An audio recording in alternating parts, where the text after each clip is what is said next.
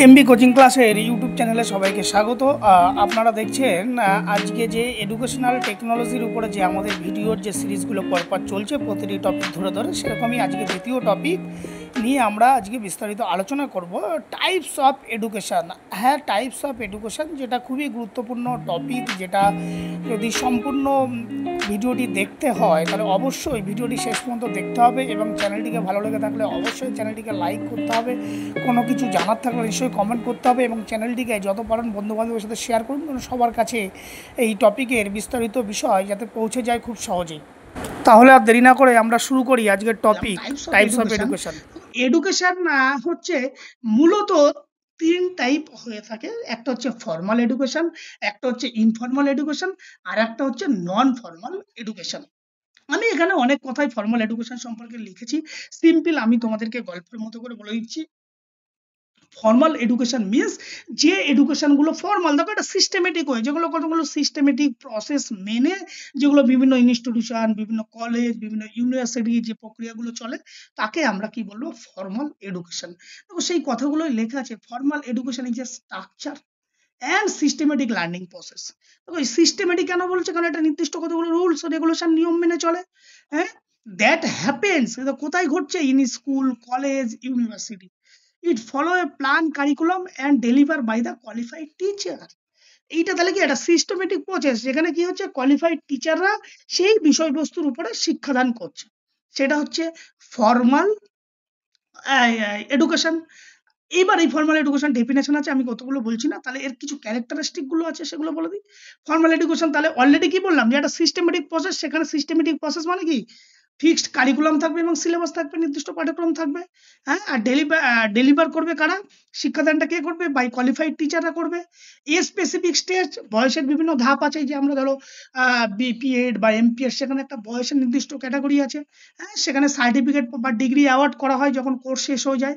আর classroom based learning, তাহলে MCQ কিন্তু আসতে পারে যে এই যে ফর্মাল নয় দিয়ে দিল কোন ধরনের এডুকেশন, নিচের কোনটি ক্লাসরুম বেসড লার্নিং, সেখানে কতগুলো ফর্মাল, নন ফর্মাল, ইনফর্মাল দিয়ে দিল, সেখানে কিন্তু মাথায় রাখতে হবে ক্লাসরুম বেসড লার্নিং কিন্তু ফর্মাল এডুকেশন। এক্সাম্পল কি কি দেখো, primary school, university, degree program ইত্যাদি এক্সেট্রা। এর কিছু সুবিধা অসুবিধা আছে। সুবিধাগুলো কি কি, এই ফর্মাল এডুকেশনে যেখান থেকে ফর্মাল এডুকেশন করলে সেখান থেকে কি হয়, একটা সার্টিফিকেট প্রদান করা হয় এবং এই সার্টিফিকেট ফলে কি হয়, আমরা চাকরির জন্য উপযুক্ত হই। আর কি হয়, সেখান থেকে একটা স্ট্রাকচার নলেজ, বেশ কিছু জ্ঞান কিন্তু আমাদের অর্জন করা হয়।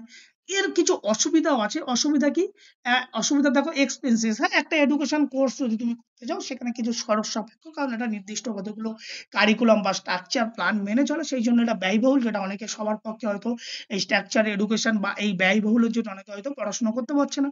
আর এটা কি রিজিড সিস্টেম, কারণ রিজিড কেন বলা হচ্ছে, কারণ এটা কতগুলো নির্দিষ্ট রুলসকে মেনেই চলবে, তুমি চাইলে এটা কিন্তু পরিবর্তন করতে পারবে না, এই জন্য এটাকে রিজিড বলছে। আর কি বলেছি, এক্সাম ওরিয়েন্টেড হয়। এখানে এই যে সার্টিফিকেট বা আপনার যখন কোর্স শেষ হয়, ইভ্যালুয়েশন হয়, সেখানে হয় এটা এক্সাম ওরিয়েন্টেড, সেখানে একটা এক্সাম বেসে তোমাকে পাস করতে হয়, তবেই তোমাকে সেখানে সার্টিফিকেট দেবে।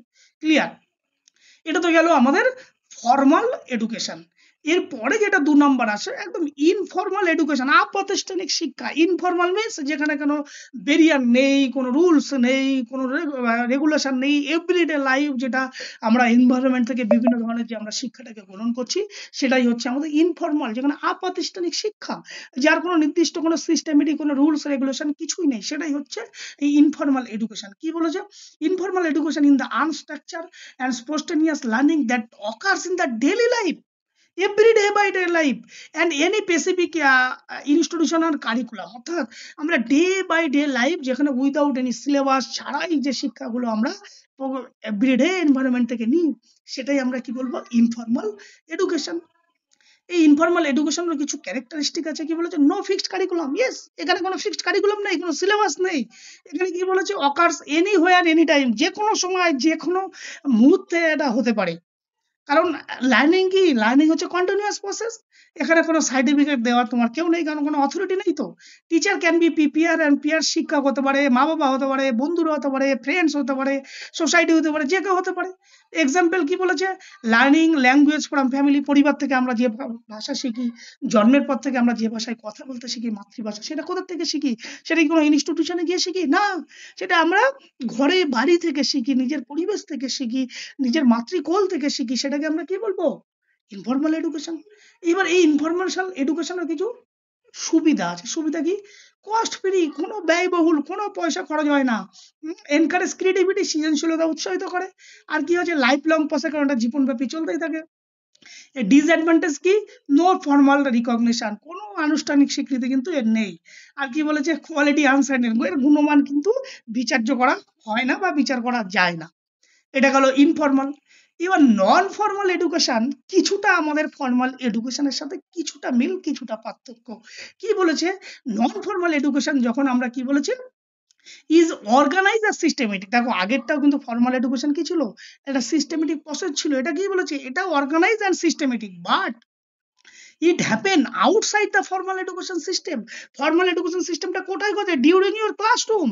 তাহলে নন ফর্মাল এডুকেশনটা কোথায় ঘটছে? Outside of the classroom. এই যে ধরো বিভিন্ন সময় আমরা এই যে বিপিএড এমপিএড কলেজে আমরা কি করি, বিভিন্ন সময় আমরা ক্যাম্প করি, ট্যুর করি, পিকনিক করি, এগুলো কি সব নন ফর্মাল এডুকেশন। কারণ ক্লাস টিমের একঘেয়েমি পরিবেশ থেকে বাইরে গিয়ে আমরা নতুন কিছু শেখার জন্য আমরা যে পরিবেশের সাথে নিজেকে মানিয়ে নিচ্ছি, যে পরিবেশের সাথে আমরা কাজ করছি, সেটাই কি, সেটা হচ্ছে নন ফর্মাল এডুকেশন।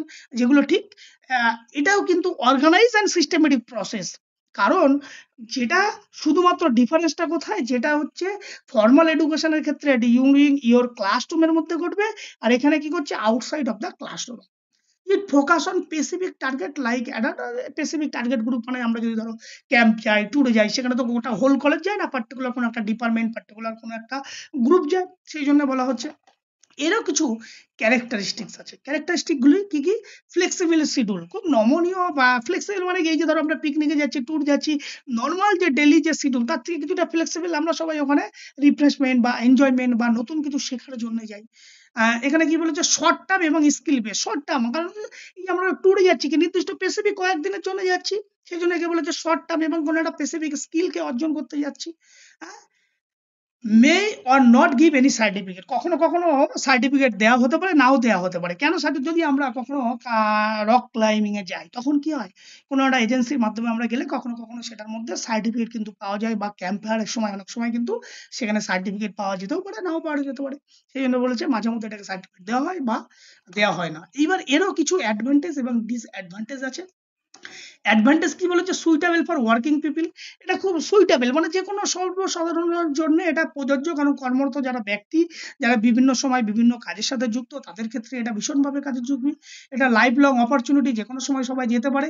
হ্যাঁ, এটা ইমপ্রুভ দ্য এমপ্লয়াবিলিটি, চাকরির ক্ষেত্রে বিভিন্ন সময় হিসাবে এই ধরনের কোর্সগুলো করলে, যেমন রক ক্লাইম্বিং বা ফার্স্ট এডের কোনো কোর্স, তার ফলে কি হয়, আমাদের একটা প্রফেশনাল দিকগুলোকে ডেভেলপমেন্ট করতে সুযোগ হয়, এবং যে কোনো সময় আমাদের একটা চাকরির সুযোগ সুবিধা থাকতে পারে।